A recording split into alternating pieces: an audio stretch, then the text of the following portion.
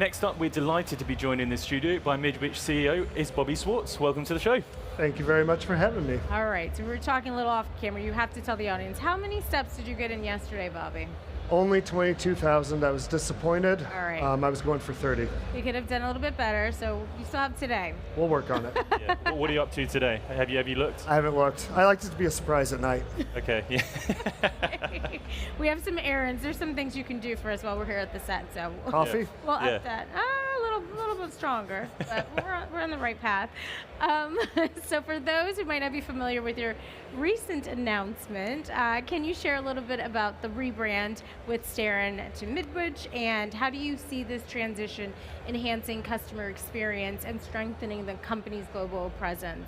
It's a big question, but a lot of thought. It wasn't just something we woke up one day and said, let's rebrand. 5 years ago, we were acquired by Midwich Group, and Starin started its journey of change. That's when I took over as CEO. I've been with the company for 17 years, and from there, we really got focused on corporate space, education, and trying to be the best that we could be, bring a true value to what we did. Through that, made it through COVID, invested highly in UC, which was turned out to work out really well there. Good idea. In the last 2 years, there have been 2 acquisitions. We brought in Tool Farm, which was a software specialist in multimedia and entertainment, all in licensing, to really augment and start our broadcast division and media and entertainment division. With that, then we also had the farm 1 year ago today, basically, where that came into bolstering our tech resources and programming, on-site deliveries, consultations, all those things that a rep firm would do, which is what they're known, as well expanding our West Coast presence. It started with all the farms that we had. If there's any more farms out there that's looking for M&A, just let us know. What really happened, though, was our identity really has as a group, part of Midwich is, it's a big corporation, it's a big distributor, and people think, well, are they individuals? Well, we have a large company that is still an agile. We act local. We have all of these things that make us be a local company, because that's what we need for our customers. But it was starting to get confusing. Are you part of the farm team? Are you a tool farm team? So for our customers, first thing we did was, okay, now's the time. We're a different company than we were 10 years ago. We're a different company than 5 years ago. We've changed dramatically. It's now the time to bring all of that together because we've already operate together. So it only made sense to make the outward face now and start to talk about that. Wonderful. Absolutely, and I know Midwich, as an organisation, keep a keen eye on market trends. Looking forward to this new year, how do you see the rebrand aligning with some of those market changes, and what kind of shifts can customers expect to see? For that, we've seen there's a lot of uncertainty in all the marketplaces right now. We've probably heard plenty of it. 2024 wasn't quite what everyone had predicted it would be. There were positive areas, negative areas. But it was uncertainty, I think, was a great way across the globe in all markets to deal with that. As we're rebranding now, it really is about bringing what we've invested in, because it wasn't just about buying a company. I firmly believe that Midwich US, we have one of the absolute best teams in the world, period. And it's through parts of that are the acquisition, but it's not a bunch of individuals. We're not trying to grab extra market share. Tool Farm came in because what they did was software delivery as a distributor, which is really hard licensing. Most people, anyone out here listening, watching this, is going to say, how do you feel about how your software is delivered? How do you buy licenses? Everybody's like, yeah, it's kind of a pain. When we talk to Tool Farm's vendors, we talk to their customers, they love them. We thought there's something magical here to expand upon. How can we work that into the essence of what we do? And it fits with what we do. The same with the farm. We knew we needed to add West Coast presence, but we are also heavily invested in building out our services team. We're doing true high-end services. And so it was a perfect match to be able to bring in all of that sales knowledge and all of that technical expertise of great people on both sides. And now it's not that we're just having this little money maker over here or a money maker here. It's about how do we take this all and make something bigger than it was as a benefit to our customers? Because how can we change software delivery? How can we get into the verticals our customers need? How can we bring more technical services to the channel where labor continues to be one of the things, skilled labor is one of the hardest things to get. How can we have that available and white labeled for our customers, not to do their jobs for them, but to help them in what they defined as their own need.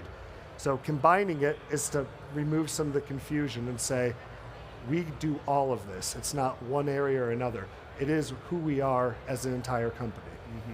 And I'd be interested to know, how have customers responded to this new rebrand now that everyone is under that one umbrella? It was, well, it was a little crazy. I mean, a lot of people said, about time.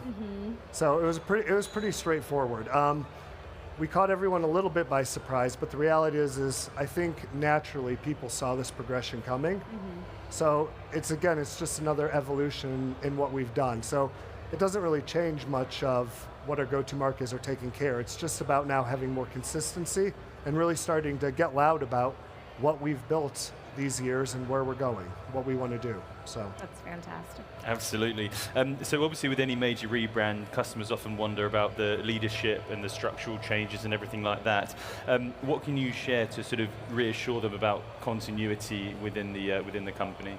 Well, there's some shattering news that you guys will get the scoop on here. Nothing changes in that regard. This just in. Yeah. It's the beautiful point is, with this, part of being working with the Midwich group, and I've seen it firsthand, it's been absolutely fantastic. Everyone says the words, when you get acquired by a company, it's scary, and we've been on both sides of that. I've done it multiple times. You're always worried about what changed, negative or positive. You're afraid of what negative will come out of that. But large company with all that comes along with it, but the ability to act locally.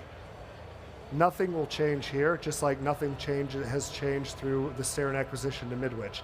This really is just about being consistent. So the leadership, the people, everything's the same. Reporting's the same. It's the same as it was the day before the announcement. Because that's the faith in having each country that we operate in is being able to have that local connection, do things the way it needs to be done. Not say, here's a cookie cutter, we're going to do it this way, and everyone has to do it. That's not how our customers work. Our industry changes too fast for that to happen. You have to have agility, and you can say you have it all the day, as everyone loves to, but if you can't corporately be agile, it's just words.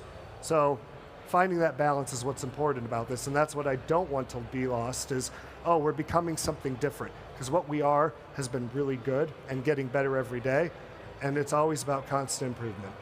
Totally agree. I know you're over in Hall 3. If anyone wants to go and check out the Midwich stand, you can't miss it. Absolutely enormous.